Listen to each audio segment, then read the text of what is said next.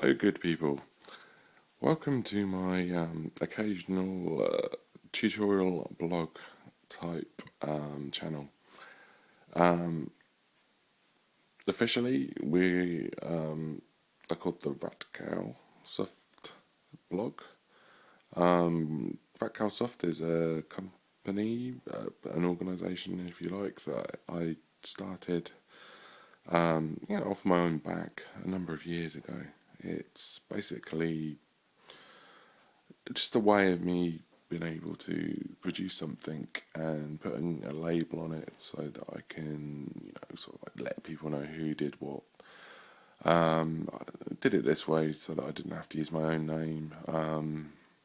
Not for no other reason than, I think single developers developing software is kind of a bit off-putting sometimes when you want to use a piece of software.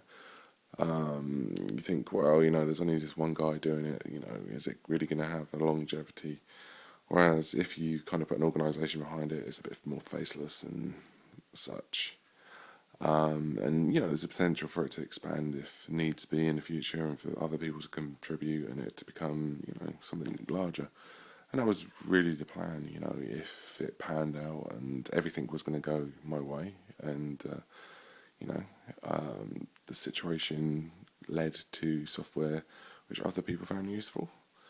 There was always the potential for it to become a more commercial organisation, either selling software or providing software to other people free of charge and then offering services. So that was the general gist behind the original idea. So what I'm doing now is I'm going to start producing various videos. I mean, some of them are going to be bloggy, some of them are going to be pure tutorials explaining aspects of various programming languages and tricks and tips and quirks and you know trying to teach people as if they're complete and total novice beginners. A little bit about what it is to be a software engineer and what it is to produce software for a living. The sort of levels you need to attain, and really sort of pushing people towards career in software engineering. I myself have been a software engineer since 1990. Well, my professional career started in '98, but I did a degree in computer science and software engineering. So I was programming long before that point in time. I mean, if you rewind all the way back to the 80s, I was a Spectrum owner, ZX Spectrum. Originally a 16K, upgraded to a 48K. And I programmed in BASIC on that machine quite extensively. Got to the point where I used to walk into WH Smith's or Dixon's or shops like that and typed in simple programs, not your 10 print I am cool 20 go to 10 type of videos. I was doing things with user-defined graphics and simple routines to move cursors and user-defined graphics around the screen using the cursor keys and things like that. I was very much into computers when I was younger, so I went through a lot of different models over, sort of 10, 15 years. From that point, I owned, in no particular order, let me think, Amstrad 464, CPC 464, the original model, not the revised Plus. I owned a Commodore 64. I owned a Atari 800 XL. I owned an Oric Atmos. I owned a ZX81. Various models of Spectrum. An Amiga 500 Plus. My parents had an Acorn Archimedes A3000 with a 2 meg upgrade, which I inherited, and later on I actually owned an A7000 for a while. got my first PC in the early 90s. I think it was about 94, 95. I then went through various different PCs. The first one I ever had was an IBM clone, Colossus, I think it was. It had an IBM BL2, which was either 25 or 50 megahertz, software switchable in the BIOS. It was a very amazing machine for the time. Then I moved on to a Pentium compatible Cyrix chip. Ask me what model it was. After that, I had another PC, which was, it had another clone chip. I forget what it was off the top of my head. Later on, I upgraded the Cyrix-based motherboards to have a proper Pentium 200 MMX. That was a good machine. I used to run the BOS on that machine for a very long time.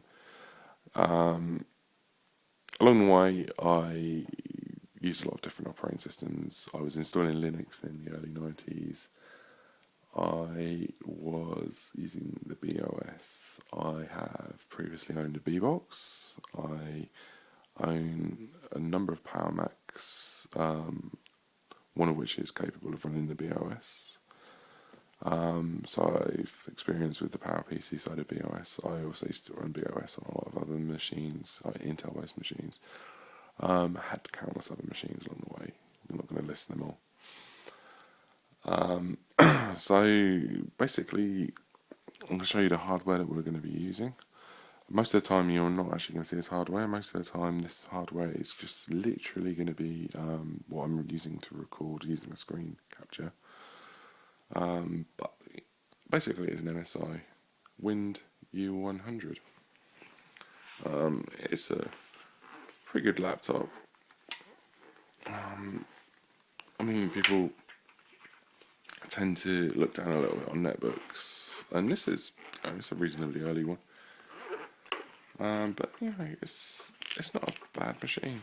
Originally, I got it to run Mac OS, which is why there's an Apple sticker on the back over the MSI, which you can just about see a little bit there. But I haven't run, I'm going to be honest, Mac OS on this for a number of years.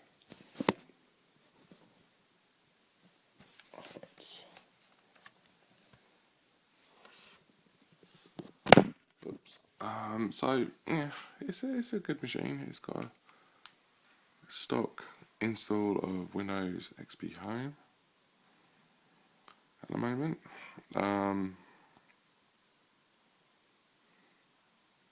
Fortunately, I turned the light on when I was recording this, and it seems to be shining on the screen rather badly, and I can't turn it off.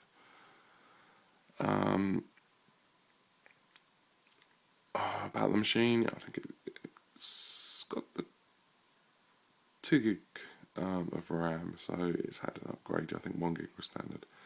Other than that, it's stock. It's using the standard hard drive. I forget what the Wi-Fi is, but I know there were a number of different options. It has got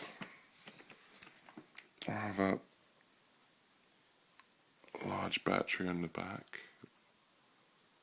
which unfortunately has got some tape on it to keep the feedback on. And that large battery is a 6 cell, I think, and it gives it sort of 3 to 4 hours worth of running time. Now, I'm going to stop here so I don't overrun, but the next video you'll see will be me basically just going over the basics of the operating system. So I look forward to that and hope you're interested, and stay tuned for more.